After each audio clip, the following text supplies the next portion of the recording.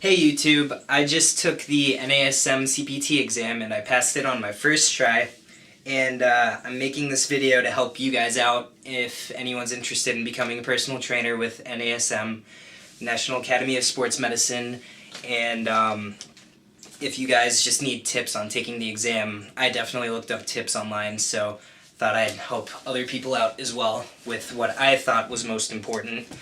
And this will be a little different from the tips you'll get from other places, but there are definitely a lot of similarities. I'm going to talk about the 5 topics I believe made up the majority of the exam and hopefully help you guys studying and figuring out what to focus on. Number 1 is knowing postural deformities and how to fix them. This is one of the most common tips that everyone will give. They'll say, study page 169. This is actually not the same page in the current book. I have the 4th edition, so if your book looks like this and says 4th edition, this is the one I'm talking about. And the postural deformity assessment page is on 196. It's an entire page that lists postural deformities that occur during certain fitness assessments, and it lists what muscles are overactive, what muscles are underactive, and the stretches and exercises you can use to correct these postural deformities. Online, there are case studies in the online study packet that they send you, and you can log on to nasm.org and there are 3 case studies where they just give you a client, they give you their background, and then you need to design them a program. It gives you their postural deformities based on the assessments you had performed. Your job is to know which muscles are overactive, underactive, and how to correct their deformities. It also gives you practice designing programs. Also know your length-tension relationships. Shortened muscles are tight and lengthened muscles are loose. Number 2, know your fitness assessments. The Davies assessment, the pushing assessment, the pulling assessment, bench 1 rep max assessment, squat 1 rep max assessment, YMCA 3-minute step test, Rockport walk test, etc. Know what's appropriate for specific populations, what is appropriate for special populations, youths, seniors, athletes, obese clients, and sedentary clients. For special populations, know there's diabetes, cancer, clients with hypertension, etc.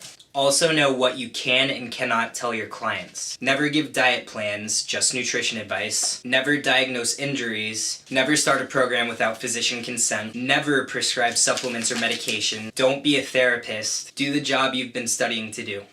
Number 3, human movement science and biomechanics. You want to know anatomic locations, proximal, distal, medial, lateral, superior, inferior. You also want to know movements, abduction, adduction, flexion, extension, internal rotation, external rotation. This is all basic terminology that you need to understand in order to do well on the exam. 4, know specific exercises and stretches. You want to cover core exercises, balance exercises, resistance exercises, speed, agility, and quickness exercises. For stretching, you want to know self-myofascial release, aka foam rolling, corrective or static stretching, active stretching, dynamic stretching. Know what stages of the OPT model use each type of stretch, know what stages use each type of exercise, and know table 14.1. 14.1 goes over the stages of the OPT model and the accompanying rep ranges, tempos, intensity, and rest periods. 5, know your acronyms. SMART, FIT,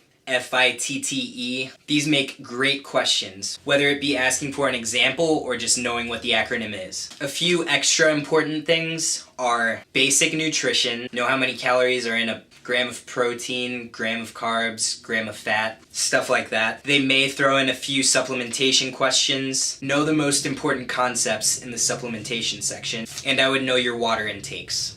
I hope this video helps you ace the exam and take that first step to starting your fitness career. If you liked the video, please like, subscribe, and comment if you have any questions, or if you think I didn't cover an important topic. Feel free to share it with everyone, and that's all I got. More informational videos to come. Good luck on your exams. That's all I got.